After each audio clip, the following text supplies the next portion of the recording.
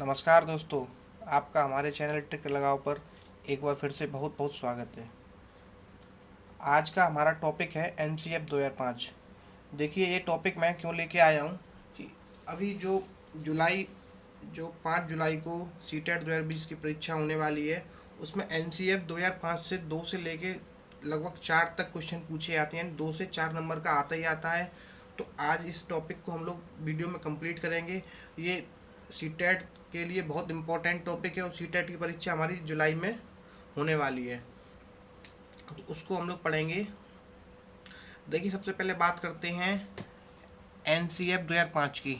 NCF 2005 की देखिए, ये क्या है? ये कक्षा 1 से लेके 12 तक है। आपसे पूछा जाता है कि एनसीएफ कहाँ से कहाँ तक है, तो कक्षा 1 से लेके 12 तक है, पहली बात।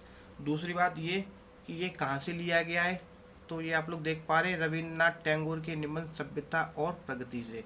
ये कहाँ से लिया गया है? रविन्द्रनाथ टैगोर के निबंध सभ्यता और प्रगति से।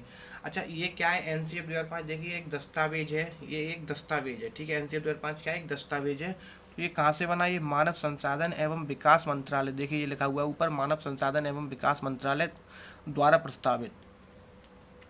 तो मानव संसाधन एवं विकास मंत्रालय द्वारा प्रस्तावित है। रविन्द्रनाथ टैगोर की निबंध सभ्यता और प्रगति से बना है। वो कक्षा 1 से 12 तक का पूरा प्रारूप है। इसका ध्येय क्या है? एनसीएफ 2005 का ध्येय क्या है? कि सपनों के, देखिए ये लिखा हुआ ध्येय इसका, ये आप पढ़ पा रहे हैं, देखिए ये लिखा हुआ है ध्येय। क्या है ध्येय इसका? कि सपनों के भारत को धरातल पर उतारने की युक्ति। पूछा जाता है एनसीएफ 2005 का ध्येय क्या है? एनसीएफ 2005 का ध्येय क्या है? सपनों के भारत को धरातल पर उतारने की युक्ति। सपनों के भारत को धरातल पर उतारने की एक युक्ति है क्या? एनसीएफ 2005। एनसीएफ 2005 के लिए मैं एक चीज़ और, देखिए आपको क्लियर हो रहा होगा, ये देखिए क्लास फर्स्ट लिखा हुआ। क्लास फर्स्ट यानी कि प्राइमरी में इसको क्या है? मातृभाषा। ये एनसीएफ 2005 कहता है कि प्राइमरी में बालक को मातृभाषा में शिक्षा दी जाए और थोड़ी बहुत इंग्लिश में शिक्षा दी जाए, क्योंकि इंग्लिश हमारे प्रबुद्ध एवं संपन्न लोगों की बहुत बड़ी भाषा है। इंग्लिश की भी हमारे लिए बहुत ज़रूरत है। तो इसलिए प्राइमरी लेवल से ही बच्चे को उसकी मातृभाषा में शिक्षा दी जानी चाहिए। लिखा हुआ है मातृभाषा में एवं इंग्लिश में, इसके साथ साथ इंग्लिश भी। तो पहले प्रायोरिटी दी जाएगी मातृभाषा को। उसके बाद एनसीएफ 2005 क्या है कि इसमें कहा गया कि बालक के सर्वांगीण विकास हेतु स्वास्थ्य एवं शारीरिक शिक्षा कंपलसरी है। बालक के सर्वांगीण विकास हेतु स्वास्थ्य एवं शारीरिक शिक्षा भी जरूरी है। अच्छा, एनसीएफ 2005 बनाया किसने था? तो एनसीएफ 2005 की बता दूं, मानव संसाधन एवं विकास मंत्रालय द्वारा प्रस्तावित था, ये हमने पढ़ लिया। रविन्द्रनाथ टैगोर के निबंध सभ्यता और प्रगति से लिया गया, ये भी हमने पढ़ लिया। दूसरा ये कि ये बनाया किसने था, तो इसको एनसीईआरटी, एनसीईआरटी आपने सुना होगा, एनसीईआरटी ने बनाया था। एनसीईआरटी कार्यालय कहाँ है? न्यू दिल्ली है। तो इसकी भी एनसीएफ 2005 की भी कार्यशाला कहाँ थी? न्यू दिल्ली थी। एनसीईआरटी आपका 1961 बनाता है, ये आपको पता ही होगा। तो हमें पता पड़ गया एनसीएफ 2005 कैसे क्या बनाता है। उसके बाद बात करते हैं आपका एनसीएफ 2005 है जो, उसमें मैथ के लिए क्या बताया गया है? एनसीएफ 2005 में देखो मैथ के लिए बताया गया है, गणित के लिए बताया गया है। एक तो गणित जब टीचर पढ़ाएगा तो उसका क्या रहेगा, बच्चे के प्रति उद्देश्य क्या रहेगा गणित में? तो पूछते हैं वो लोग कि गणित अन्य विषयों से सहसंबंधित होना चाहिए। ऑप्शन दिया हुआ तो उसमें सही ऑप्शन होगा अन्य विषयों से संबंधित होना चाहिए। यानी आप बच्चे को गणित पढ़ा रहे हो तो उसको गणित ऐसे पढ़ाओ कि वो अन्य विषय के साथ साथ, जैसे मान लीजिए आप उसको साइंस पढ़ा रहे हैं या हिंदी पढ़ा रहे हैं, तो हिंदी भी उसको ऐसे पढ़ाओ कि उसमें मैथ का कुछ ना कुछ रिलेशन होना चाहिए। तो मैथ उसको आप ऐसा पढ़ाओ कि उसमें हिंदी का भी कुछ रिलेशन हो। यानी कि मैथ को ऐसे पढ़ाइए उसमें अदर सब्जेक्ट का भी रिलेशन हो, तो अन्य विषयों से सह संबंध होना चाहिए। दूसरा, गणित को कैसे पढ़ाएंगे आप लोग? आकार, स्वरूप और प्रतिमान। प्रतिमान बोलते हैं मॉडल को। आकार, स्वरूप, प्रतिमान और डेली लाइफ। जैसे आकार, आपने मान लीजिए क्या करा, आपने क्लास में पढ़ाते टाइम डस्टर उठा लिया, तो दिखाया कि देखिए बच्चों ये डस्टर है आपका, देखिए बच्चों ये डस्टर है, इसका ये आकार है, इसका ये स्वरूप है, ये डस्टर का क्या है? मॉडल है, मॉडल भी बनना है। तो ये डेली लाइफ में भी यूज हो रहा हमारा। जैसे बच्चों से बोला कि आप बच्चों डेली लाइफ में दूध पीते हैं, दूध किस में पीते हैं? गिलास में पीते हैं। तो गिलास से ही उसको रिलेटेड कर दिया टॉपिक को। तो डेली लाइफ से होना चाहिए, आकार से, स्वरूप से, प्रतिमान से। ये इंपॉर्टेंट है, आकार, स्वरूप, प्रतिमान मीन्स मॉडल, डेली लाइफ से इसका रिलेटेड होना चाहिए मैथ। उसके बाद मैथ का लक्ष्य कैसा होना चाहिए? तार्किक ढंग से सोचने का। मतलब तार्किक और अतार्किक दो चीज़ें होती हैं, एक तार्किक होती है, एक अतार्किक होती है। तो लक्ष्य कैसा होना चाहिए? तार्किक ढंग से सोचने का, मतलब इतना तार्किक ढंग से सोचा जा चुके, ठीक है। तो मैंने बताया कि गणित जो आपका मैथ है वो प्राइमरी लेवल पे या मतलब एनसीएफ पूरे में बताया गया कैसा होना चाहिए। एक तो आपका आकार से होना चाहिए, स्वरूप, प्रतिमान, मॉडल और डेली लाइफ से इसका रिलेशन मैंने पूरा बता दिया। अब बात करते हैं अमूर्त चिंतन की। तो अमूर्त चिंतन सबसे पहले समझते हैं हम लोग। अमूर्त चिंतन होता क्या है? अमूर्त चिंतन जो होता है उससे भाषा का विकास होता है। सबसे बड़ी बात जो समझो, अमूर्त चिंतन से क्या होता है? भाषा का विकास होता है। इसमें आपको वास्तविक विषयों के बोध की जरूरत नहीं होती। अमूर्त चिंतन क्या है कि इसमें आपको वास्तविक विषयों की बोध की जरूरत नहीं होती कि वास्तव में हम गणित पढ़ रहे हैं तो उसकी जानकारी ही होनी चाहिए, ऐसा की जरूरत नहीं है। तो अमूर्त चिंतन क्या है? देखो, चिंतन दो होते हैं, एक मूर्त चिंतन होता है और दूसरा कैसा होता है? अमूर्त चिंतन। तो मूर्त अमूर्त में क्या फर्क होता है वो मैं आपको बताता हूँ। मूर्त चिंतन क्या है? मूर्त में देखिए, जैसे कोई मूर्ति है उसको देख के चिंतन बच्चा शुरू कर देता है कि ये ऐसी है वैसी है। एक अमूर्त होता है, अमूर्त में उसने देखा नहीं लेकिन फिर भी सोच रहा है, तो उसको टीचर बताएगा कि देखिए आपने वो देखा था, आपने उस दिन आप जब घर से आए थे आपने बस देखी थी लेकिन सामने बस नहीं है, लेकिन बच्चा सोचेगा कि हाँ मैंने बस तो देखी थी। तो आपने उसमें टायर देखे थे, हाँ देखे थे, तो टायर एक आगे था तो एक पीछे था, कितने टायर हो गए? दो टायर हो गए। ऐसे करके मैथ का रिलेशन हो गया, तो अमूर्त चिंतन इसमें आता है। दूसरा अब है तार्किक चिंतन। देखिए, चिंतन दो होते हैं, तार्किक और अतार्किक। ये भी दो चिंतन होते हैं, तार्किक और अतार्किक। ठीक है, तो तार्किक चिंतन और अतार्किक चिंतन। तो देखिए, तार्किक चिंतन क्या है? तार्किक चिंतन ऐसा होता है जो समस्याओं को हल करता है, अपनी बाधाओं को दूर करता है। तो टीचर क्या करेगा कि मैथ में उसको तार्किक चिंतन कराएगा, उसकी समस्याओं को दूर कराएगा, उसकी बाधाओं को दूर कराएगा। एक होता है अतार्किक चिंतन। अतार्किक चिंतन क्या होता है कि बहुत निम्न स्तर का होता है, इसमें समस्याओं को हल करना वगैरह इतना नहीं आता। तो मैथ में क्या रहेगा? एनसीएफ 2005 के अकॉर्डिंग मैथ में क्या रहेगा वो मैं आपको बता देता हूँ। सबसे पहले रहेगा अमूर्त चिंतन, यानी कि अमूर्त चिंतन मैंने बता दिया, तार्किक चिंतन बता दिया, उसके बाद आकार स्वरूप प्रतिमान मॉडल डेली लाइफ बता दिया। अब है आपका समस्या समाधान। तो बच्चों की समस्या समाधान कराना भी मैथ के हिस्से में आता है। उसके बाद लक्ष्य तार्किक ढंग, तार्किक चिंतन तार्किक ढंग मैं आपको बता चुका हूँ। अब देखिए, इस पेज में मैंने आपको सारा बता दिया कि ये सारा कुछ एनसीएफ से रिलेटेड है। अब देखिए, अब आगे देखते हैं।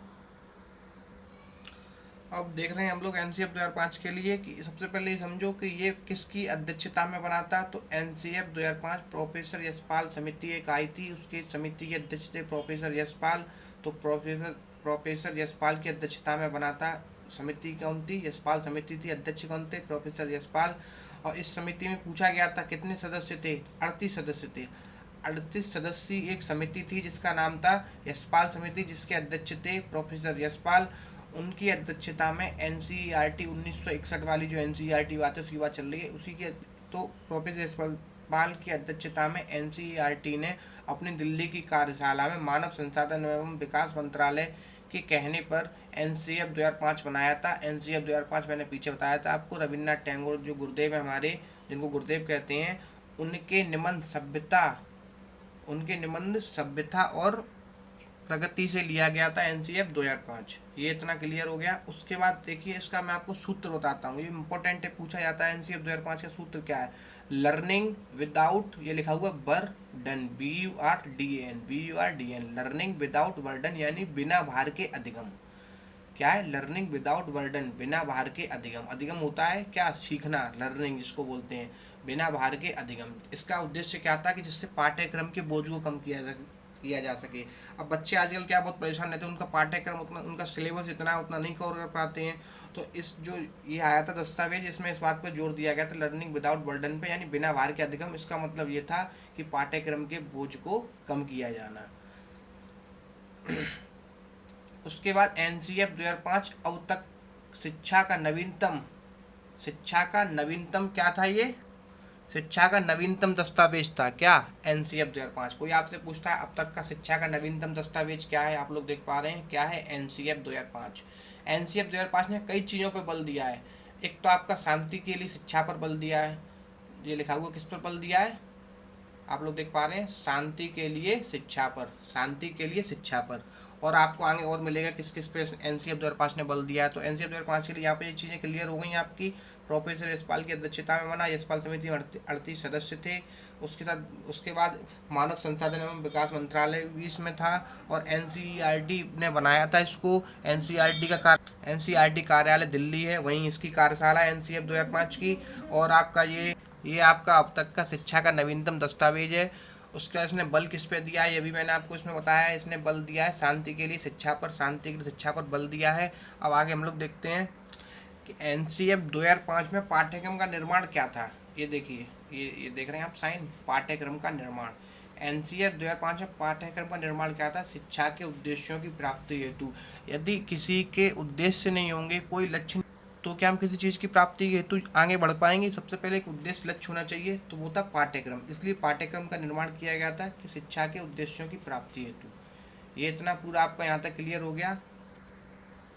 अब देखेंगे हम लोग NCF 2005 में विद्यालय, ये आ रहा है साइन, देखिए विद्यालय तीर आ रहा है, ये विद्यालय एवं कक्षा का वातावरण।